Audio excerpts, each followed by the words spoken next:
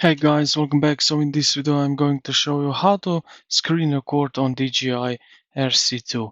So what we are going to do, basically you need to turn on your controller, then when it is, swipe down 2 times to open up this quick access menu, and here you will see record screen. And yeah, if you click on that, wait a few moments, and now you see that we are screen recording our screen. Right here I see, okay, so you don't see it, but yeah, now it's recording my screen. You will see basically blinking red dot with timer, and next to it you will see the stop button. If you don't see that, just scroll down again. Right here you will see record screen and audio.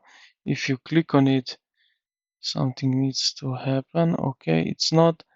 Now you see that it's stopped our recording, so we can now tap uh, to view, and as you can see, it was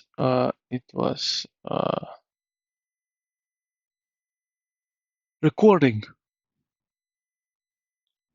automatically. So yeah, this is how you can screen record. You can start and stop right here. So now, as you can see, now it's recording, and now I will stop the recording. So yeah, this is it. I hope this video helped you out. If it did, consider to like the video and subscribe to the channel. Thank you for watching, and I will see you in the next one.